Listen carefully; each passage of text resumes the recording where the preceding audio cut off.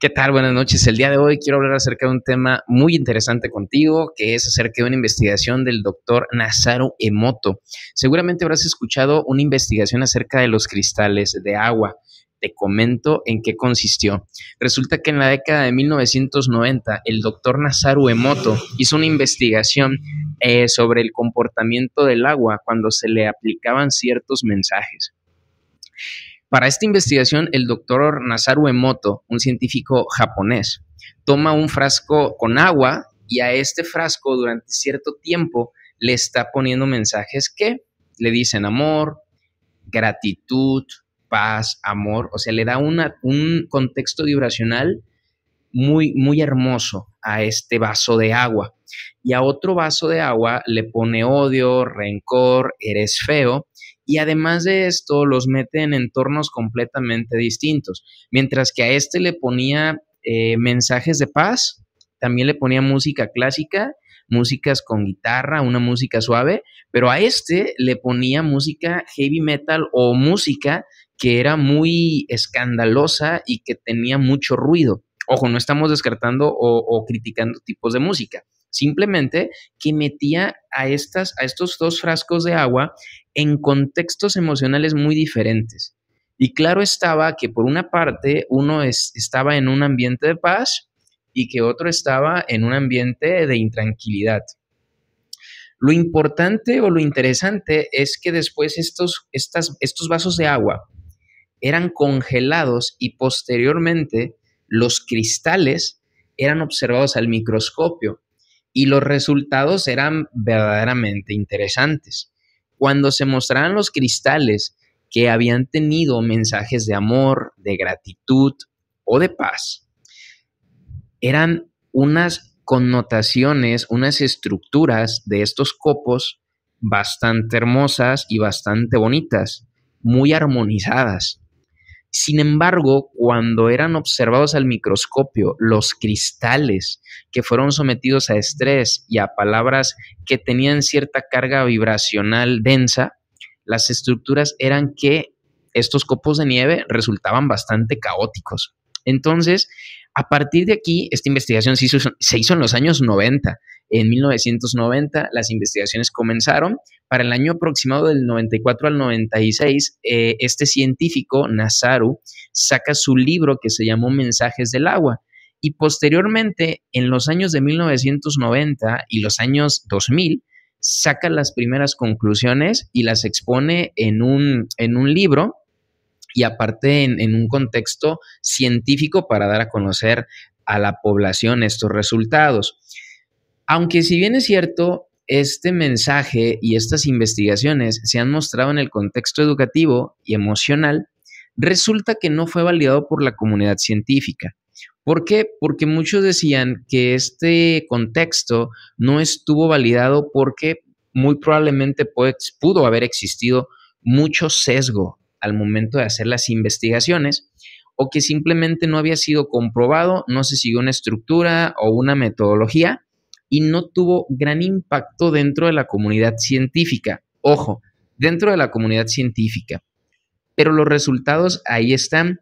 De hecho, tú lo puedes hacer. Puedes tomar 2 vasos de agua o incluso puedes tomar 2 envases que no hayan sido abiertos de agua y ponle odio, terror, pánico y al otro ponle paz, amor y gratitud. Ponle algunas palabras, pero que sean diferentes, ¿no? Unas de mucho amor, otras de diferente contexto. Y te vas a dar cuenta que los resultados son bastante sorprendentes. Aquí yo quiero aclarar algo y sí me gustaría hablarlo mucho en este contexto. Porque lamentablemente, al menos sí me ha tocado ver que científicos o que las personas de ciencia chocan mucho con lo que son los aspectos espirituales, emocionales o aquellos que están enfrascados con lo más profundo de las emociones humanas. Es cierto que dentro de la comunidad científica se sigue una estructura y una metodología que debe de comprobar las cosas. Al final de cuentas, por eso es ciencia, porque se logra comprobar mediante un método, precisamente llamado el método científico, para que se pueda comprobar y se pueda descubrir el porqué de las cosas. Al final de cuentas, lo que nos ha llevado a la humanidad a desarrollar tecnología, pues ha sido precisamente eso. Ha sido el buscar el cómo, el por qué, el prevenir fenómenos, el describir fenómenos, el explicar sucesos. Pero aquí hay algo muy interesante. ¿Qué pasa cuando nosotros tenemos un contexto científico o somos personas que nos declaramos científicos y que si la ciencia dice no, es no? Y nos cerramos completamente al mundo de posibilidades que pueda existir en el universo. Y te lo pongo en un contexto de esta manera. Me encontraba yo en una clase de farmacología dentro de la Facultad de Medicina y estábamos hablando, había un área o había una estructura del plan de estudios donde teníamos que hablar acerca de lo que son la medicina alternativa o tipos de terapias alternativas. Dentro de esta estructura que nosotros estudiamos en la escuela, vimos algunas como era el Reiki, la homeopatía, como vimos algunas otras como eran las flores de Bach y la acupuntura, muchas terapias alternativas para la salud. Si bien es cierto que dentro de la medicina no estamos relacionados a aplicarlos en el proceso médico, dentro de la humanidad existen culturas que las utilizan mucho. Entonces, a mí me llamó mucho la atención porque nuestra maestra comenzó a descalificar inmediatamente este tipo de actividades o de terapias porque no tenían una connotación científica ni tampoco tenían una validez. Yo, o sea, sinceramente, dentro de mi pensar, pues no es que yo quisiera tener la razón. Creo que al final de cuentas, si tú estás manejando otro tipo de vibra, estás manejando otro tipo de situaciones, pues tú lo que quieres es nada más tratar de aportar y también escuchar lo que dice la otra persona. No quieres imponer ni tu idea ni la de la otra persona, simplemente aportas y escuchas y puedes sacar una conclusión un poco más amplia. Entonces yo me acuerdo que le comenté y le dije, sí, maestra, está muy bien, pero me acuerdo que le dije, yo escuché una frase muy interesante, decía, la ausencia de evidencia no es evidencia de ausencia. El hecho de que nosotros no podamos comprobar el día de hoy que estas terapias no, científicamente, no logran o no se comprueba que tienen un efecto sobre el ser humano, quizás no tenemos aún ni los aparatos ni las herramientas para poder comprobar que esto verdaderamente tiene un efecto en el humano. Entonces me acuerdo muy bien que mi maestra, muy, muy querida, mi maestra, yo la quiero, la respeto mucho, me dice, el día que hago un libro de frases sin sentido y de frases célebres tontas, voy a incluir esa frase, me dice, ¿no? Voy a incluir esa frase. Me dijo, conmigo nunca vas a tener la razón. Dije, no es mi intención, pero sí hice un comentario y esto es un comentario ya con una connotación un poco más seria. ¿Por qué? Porque cuando nosotros hablamos de terapias alternativas dentro de la medicina, cuando nosotros hablamos de terapias alternativas dentro de la atención a pacientes que lamentablemente están pasando por procesos de salud muy complejos, como pueden ser enfermedades incurables, como puede ser el cáncer, como puede ser enfermedades que aún ni siquiera tienen un nombre o que sobre todo ni siquiera existe un medicamento, ¿quién ve por ellos? Al final de cuentas, existen muchísimas, miles de alternativas que pueden ser un soporte emocional para el cuerpo. Y no por eso, pues las debemos de descalificar. Aquí me gustaría hablar algo de las terapias alternativas, del cuerpo energético y del alma.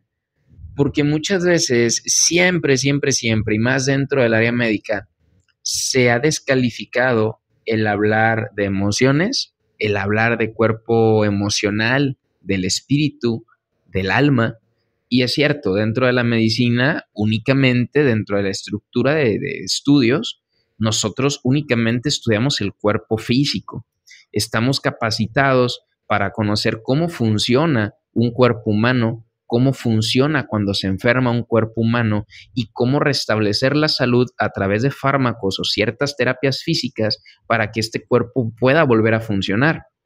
Pero lo que sí no podemos dejar de lado, y esto no quiere decir que no sea cierto, es que pueden existir muchas terapias que quizás hasta el día de hoy no hemos logrado comprobarlo científicamente. Y yo me pongo en el contexto de los años 70 o 60, cuando comenzaba la epidemia del VIH. Un ejemplo, no tengo la fecha exacta, pero imagínate que en aquel tiempo que se desconocía la existencia del VIH, ¿qué hubiera pasado si un científico hubiera dicho: lo que pasa es que existe algo que se llama virus, que ni siquiera es una bacteria, que ni siquiera es un parásito, que ni siquiera es un hongo, pero mete algo a la célula que se llama ADN y que es capaz de enfermar a todas las células de defensa, y por ese motivo las personas se enferman al grado de que pueden perder la vida por una gripa.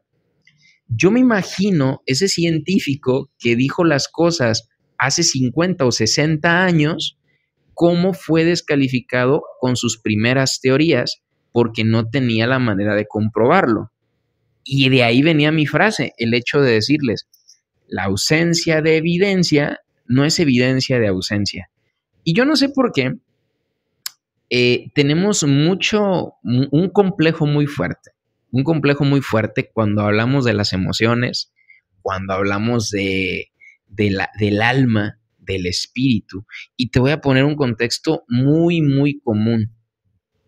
Perdón, te voy a poner un contexto muy común.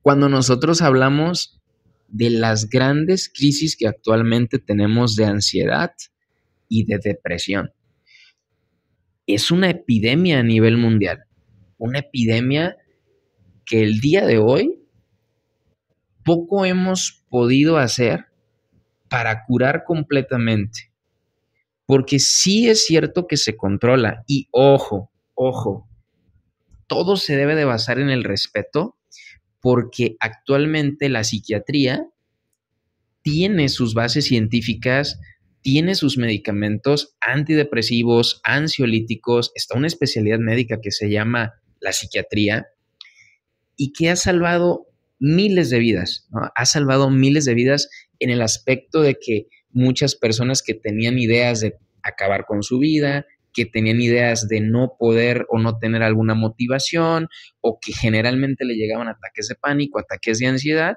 con estos fármacos que fueron investigados en un proceso clínico, se logró dar un tratamiento para que se calmaran esos síntomas. Y son una maravilla. Los psiquiatras, las medicinas que utilizan para ese tipo de tratamientos.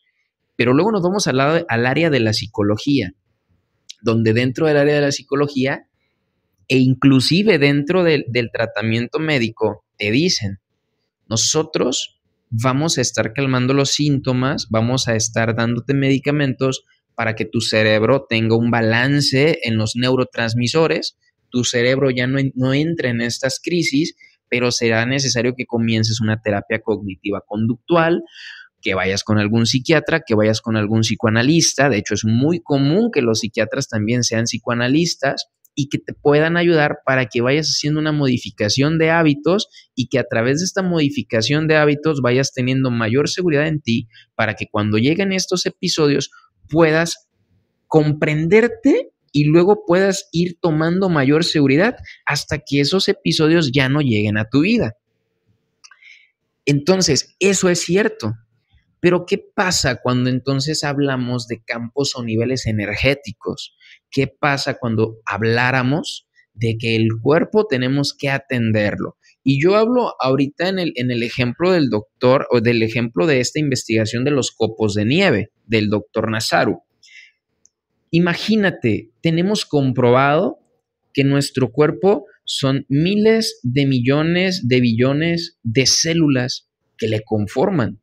Científicamente sabemos que una célula es la parte más pequeña del cuerpo que es funcional y que tiene vida. Es decir, es la unidad funcional y estructural del ser humano. Un hígado está formado por miles de millones de células hepáticas del hígado. Un cerebro está formado por miles de millones de neuronas, células especializadas en el cerebro. Nuestros ojos, la retina, la piel, cualquier órgano o cualquier estructura está formada por células. Y aquí lo interesante de esta teoría es que las células tienen una capacidad de ser independientes. ¿Por qué? Porque ellas nacen, ellas crecen, ellas se reproducen y ellas mueren. Ellas siguen el ciclo de la vida. Y eso lo tenemos muy bien estudiado.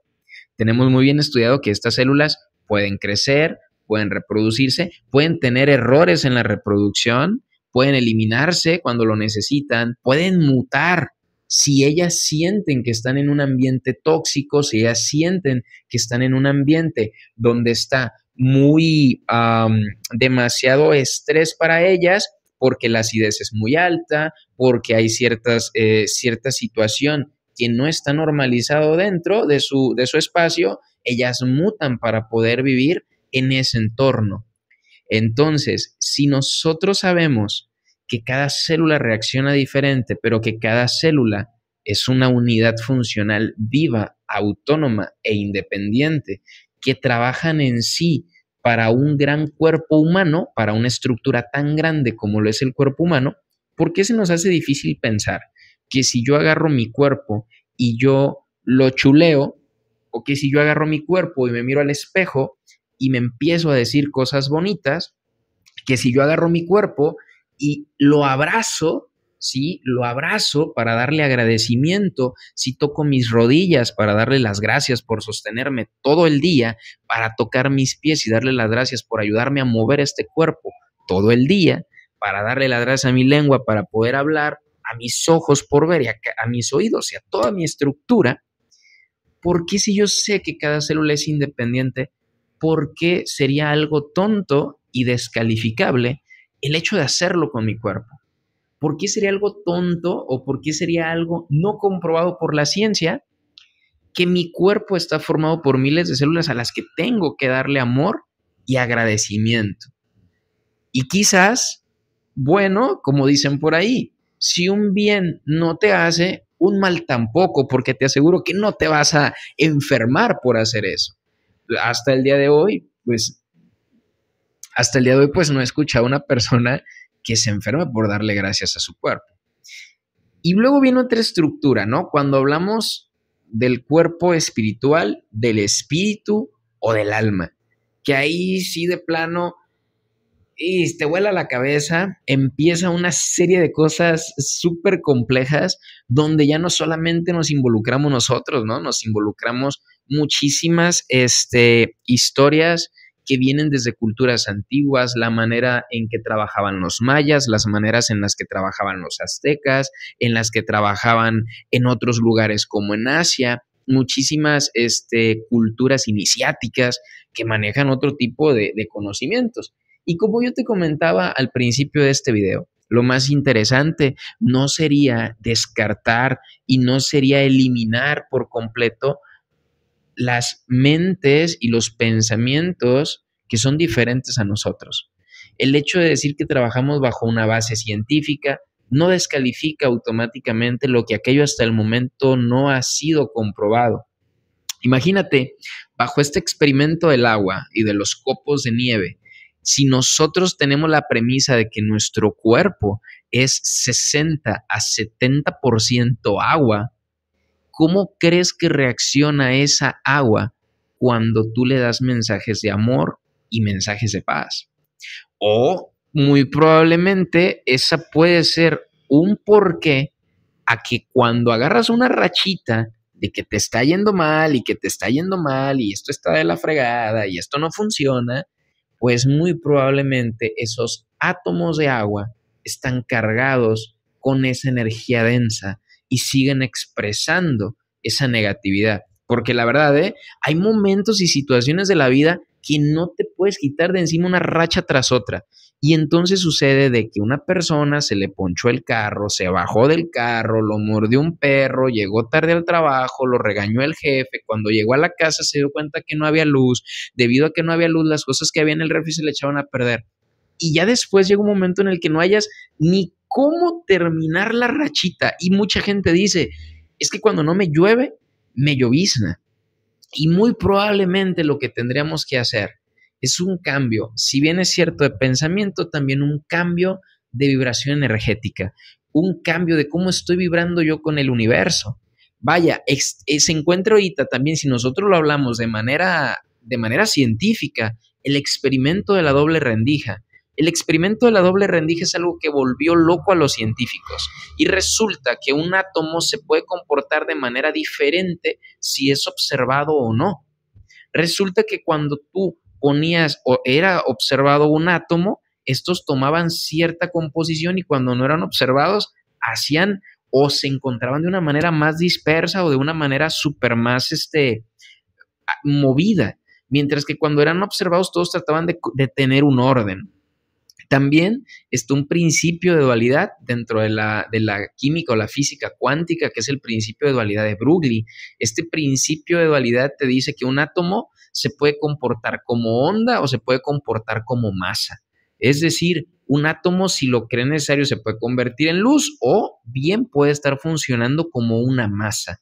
Entonces, muy probablemente la falta de tecnología o de la difusión de procesos científicos nos están haciendo que nosotros neguemos verdades del universo, que nos están privando de tener una vida en paz y que si bien es cierto, a lo mejor no tenemos nosotros la connotación para comprobar que es cierto o no, podemos tomar acción para que las cosas se hagan diferente. Y vamos a hablar del cuerpo físico y el día de hoy te voy a regalar algunos tips para que puedas trabajar tu cuerpo físico. Si te funciona, qué bueno, ya ganamos. Si no te funciona, deja de seguir este video porque, bueno, van a ser puras mentiras. Pero te invito que antes de descalificarlo, primero lo hagas como cosa perdida, ¿no? Así como que, voy a ver a este loco que está aquí en TikTok hablando, lo voy a hacer. Así que el día de hoy te presento algunas ideas para trabajar con tu cuerpo físico. La primera, imagínate que nosotros tenemos alma, un cerebro, nosotros tenemos un cerebro que da órdenes, un cerebro que ya está comprobado por la ciencia, que este cerebro tiene neurotransmisores, que puede trabajar de una manera que nos puede tener alegres o que puede trabajar de una manera que nos puede tener depresivos, ¿ok?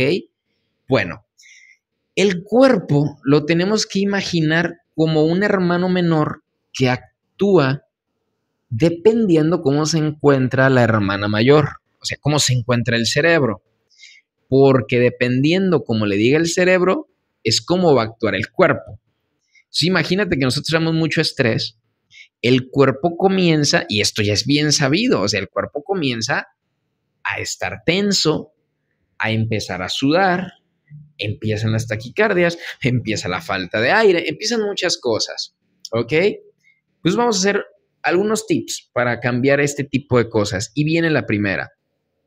¿Cómo trabajar el cuerpo físico en situaciones cuando yo detecto que estoy entrando en pánico o cuando yo detecto que estoy perdiendo el control sobre mi cuerpo? Muchas de las personas que tienen ansiedad sienten que pierden el control y la mayoría de sus miedos es la pérdida del control.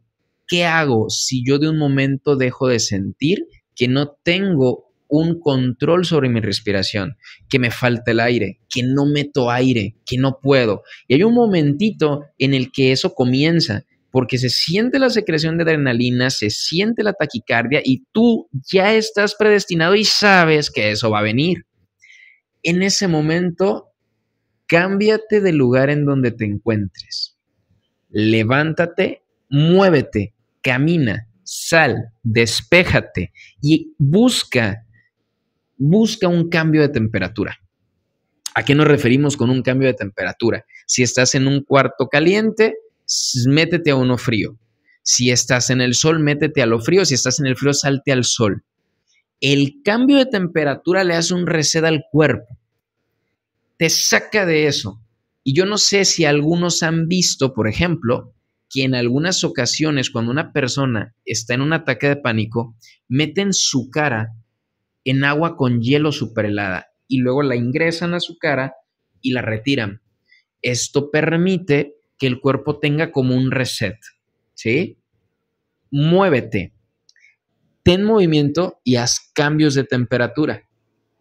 Chécalo siempre que vayas a hacer esto, porque te digo, la crisis de ansiedad o los ataques de pánico que siempre vienen combinados tanto con los ataques los episodios depresivos, que funcionan como una válvula, tu cuerpo muchas veces no tiene ánimos para salir, no tiene ese estatus de estar motivado y entonces lo que hace el cuerpo es que cuando lo ve muy abajo, mete los ataques de ansiedad para subirlo. Y luego, cuando tenemos un episodio de ansiedad que no hallamos por dónde controlarlo, llega la depresión para calmarlo. Entonces hay un desbalance y todo esto se explica a nivel de función de neurotransmisores. Ahora, muévete, muévete. También, señores, y hablando del experimento de los copos de nieve, abraza tu cuerpo. Abraza tu cuerpo, acarícialo. Y cuando una persona esté muy, muy estresada, ¿sí? Y esto está comprobado ya. Los abrazos tienen una liberación de dopamina y de serotonina. ¿Por qué abrazamos a la gente? ¿Por qué abrazamos a quien queremos? Porque nos da una sensación de bienestar. Y por ahí decía un comentario, da un abrazo durante 2-3 minutos y cambia tu estructura de cómo te sientes. El problema es que ahora ya casi no nos tocamos entre nosotros en el buen sentido de la palabra. Ya no hay un contacto con los demás. Tenemos alguna charla a través de las redes sociales. Tenemos una salida a través de un Skype o de algún Zoom. Pero invitar a salir a los amigos, invitar a salir a las personas, el estar con ellas, el interactuarse, a veces ya no se hace. Entonces, segundo paso, cuando me encuentre o yo identifique que estoy en un ataque depresivo o que voy a entrar en una crisis depresiva, camina, mueve tu cuerpo, camina, actívalo, libera endorfinas, libera dopamina, dile a tu cuerpo que está vivo. Tu cuerpo hermoso te mantiene vivo y respeta tu cuerpo desde cómo le hablas. Si la persona está obesa, está gordita en ese momento, así es el cuerpo y por algo está así. Ojo, no lo justifico, llegará un momento en el que esa persona trabajará su cuerpo físico para estar mucho mejor, pero no reniegues con él. Ese recipiente, así como está ahorita, es el recipiente que te permite estar en este planeta viviendo. Agradécele y algún mensaje te quiere dar. Algún mensaje, porque el cuerpo está obeso, te está diciendo que no estás comiendo bien, te está diciendo que no que no haces ejercicio. Y el cuerpo es nada más una manera de decirte que las cosas hasta ese momento no van bien, están mal, pero es un mensaje. No te enojes con el mensajero. Es como que si ahorita viene una persona, un cartero, me entrega una carta y me dicen que me van a quitar la casa porque debo la hipoteca. A ver, yo no puedo agarrar a golpes al cartero, ¿el qué culpa tiene? La bronca es entre la hipoteca y yo. Él solamente vino a dejar un mensaje y no por eso voy a agarrar al cartero y lo voy a golpear. Por eso tú no debes de estar peleado con tu cuerpo, el cuerpo no es tu enemigo. El cuerpo está reaccionando a cómo nos estamos comportando a nivel físico y energético. Sal, camina, muévete. Sobre todo llénate de vida y de energía. Ve a un lugar donde haya agua, donde se muevan canales de agua, ríos, arroyos, de agua cristalina de preferencia. Ve a un lugar donde hay árboles grandes. Ten mascotas. La masa sana. Entre más grande es el animal, gato, perro, caballo, delfines, más amor emanan y más reaccionan tus células. Por eso los animales de terapia, ¿verdad?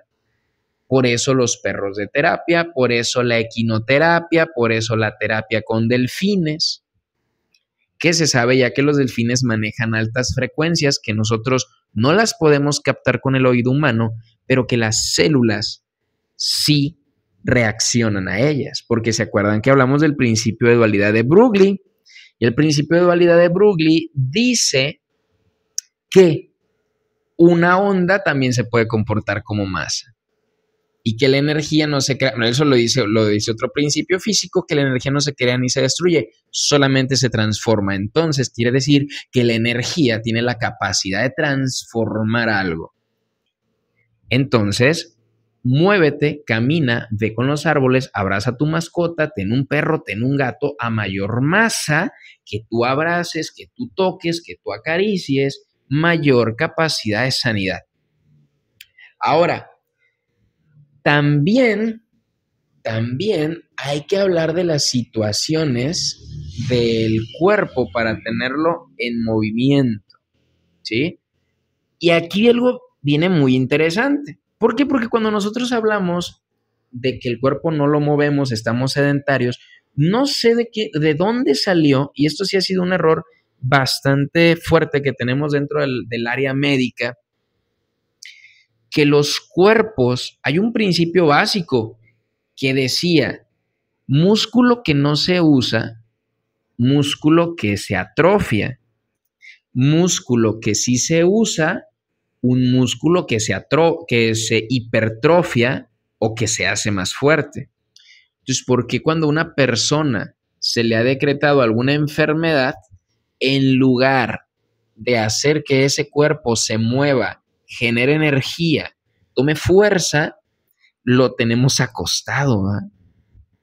Porque cuando un cuerpo se encuentra enfermo, lo tenemos hospitalizado o lo tenemos encamado en un cuarto sin luz solar. Entonces, para empezar ahí, el control de la melatonina sobre los ciclos circadianos ya se perdió. Pero sobre todo, no hay luz solar. Y la luz solar es necesaria para que se sintetice la única vitamina en el cuerpo humano que requiere de la luz solar, que es la vitamina D. Y esta vitamina D es una vitamina vital, exclusiva e importante para que el sistema inmunológico funcione. Entonces, ¿qué pasaba en enfermedades o en epidemias anteriormente? Sacaban a las personas enfermas al sol. Ten contacto con la luz solar. Ten contacto con la luz solar. Y mira, es algo tan interesante que el día de hoy nos damos cuenta de que usamos miles de productos para bloquear a los rayos del sol. Claro, todo exceso es malo, claro que todo exceso es completamente dañino, pero entonces aprendamos a utilizar la luz solar. ¿Cuáles van a ser las mejores fases en las que nosotros podemos utilizar la luz del sol? En las mañanas cuando va saliendo o en las tardes cuando el sol se está metiendo.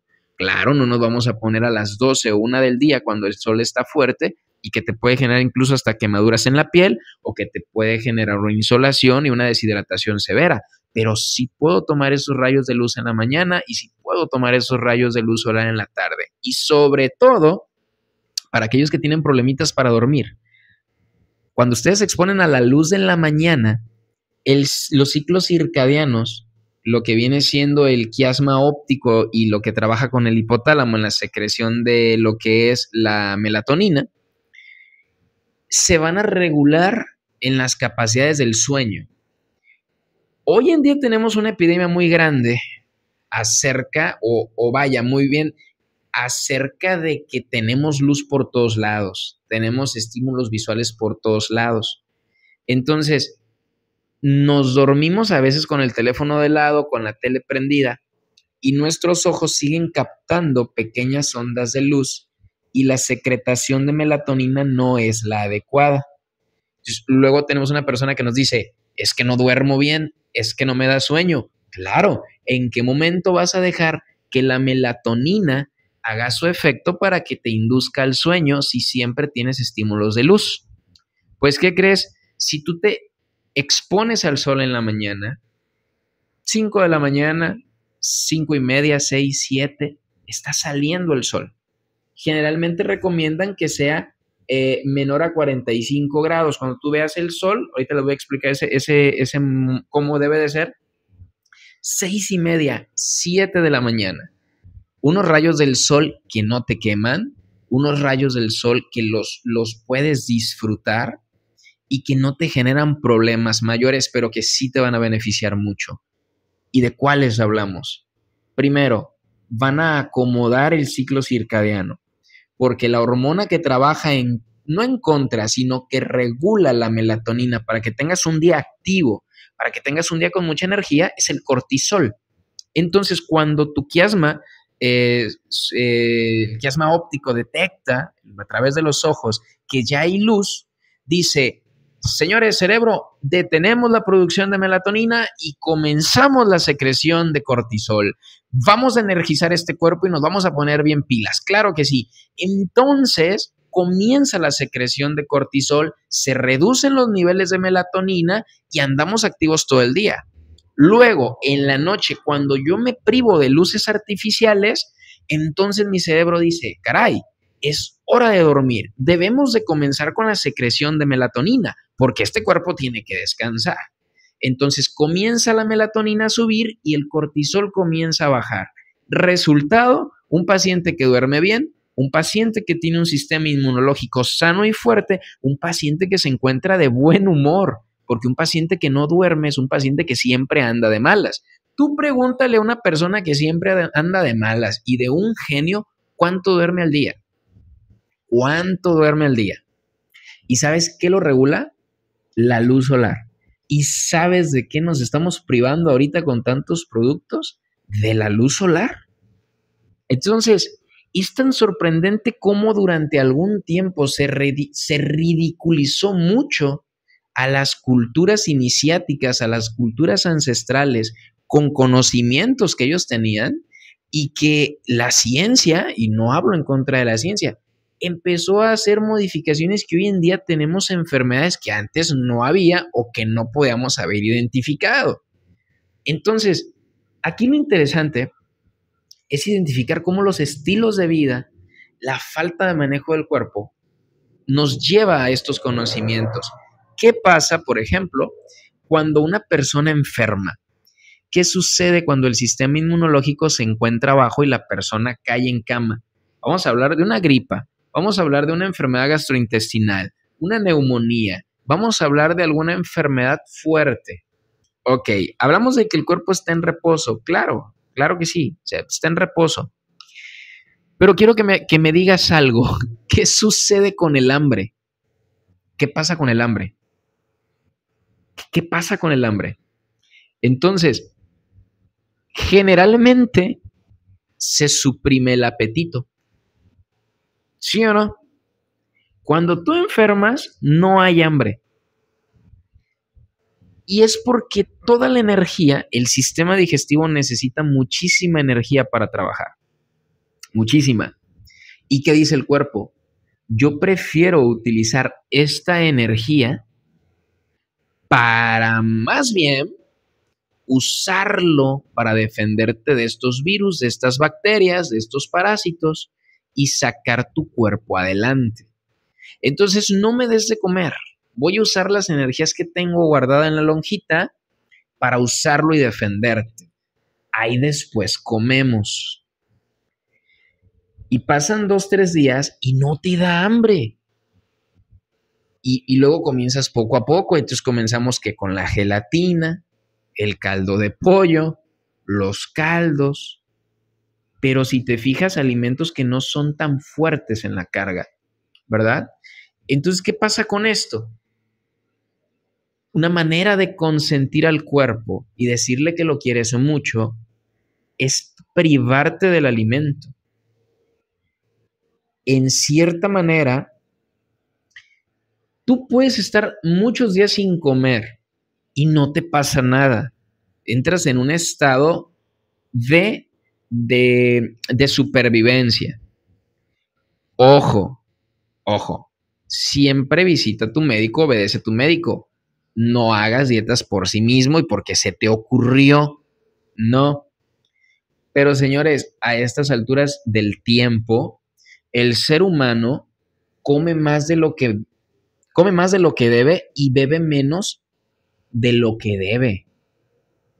El ser humano come muchísimo come más de lo que debe y bebe menos de lo que debe.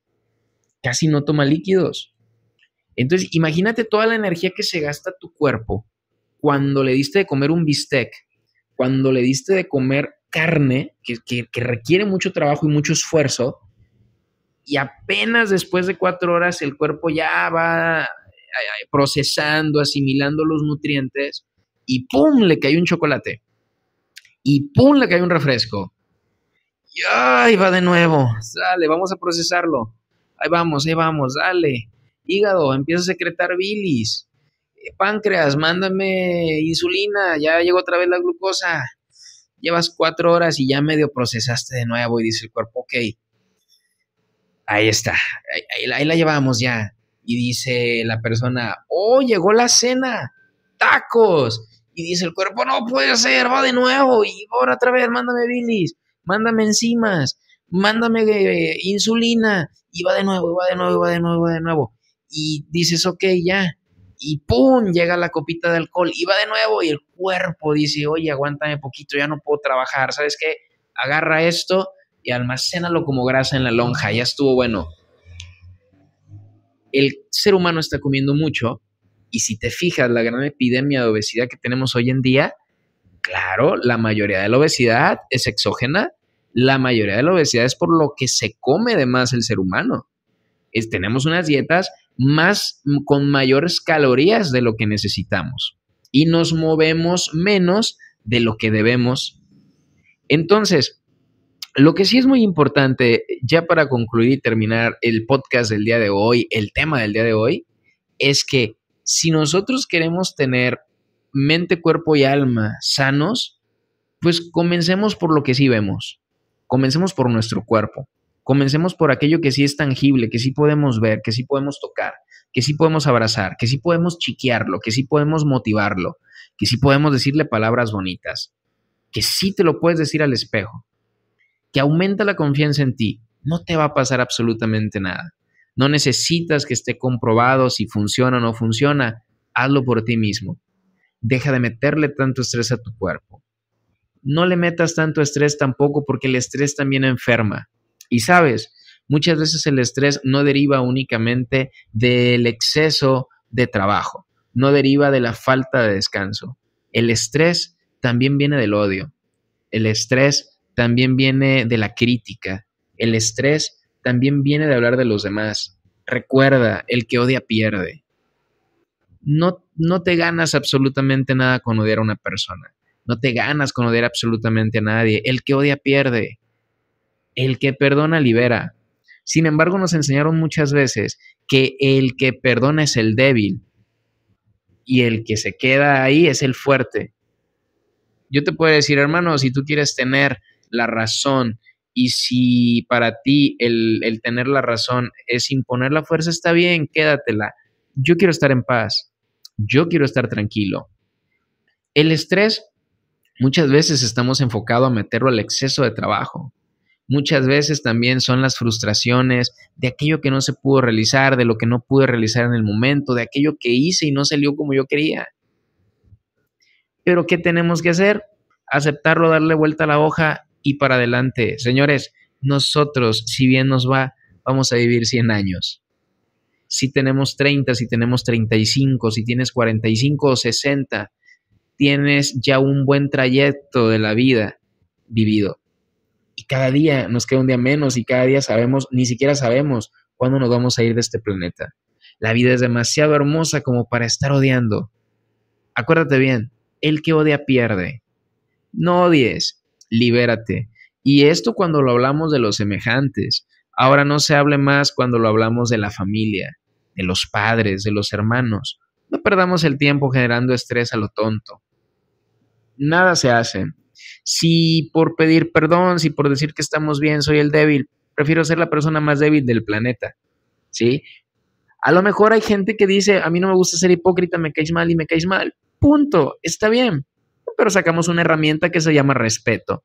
Me caes mal, no comparto tu opinión, pero la respeto, porque al fin de cuentas, pues eres un espíritu más en este mundo que está experimentando, que está viviendo, que está aprendiendo, que se está equivocando, así como tú, así como yo que está viendo este video. Así que ojalá te pueda ver en algún próximo podcast más. Sígueme a través de mis redes sociales. Dime qué opinas, comentemos aquí y hagamos una comunidad que sobre todo promueva el bienestar de la gente. Muchas gracias, te mando muchísimas bendiciones y como siempre agradeciéndote por haber dedicado un poco de este tiempo y de este espacio para escuchar un poquito de estas palabras. Hasta la próxima.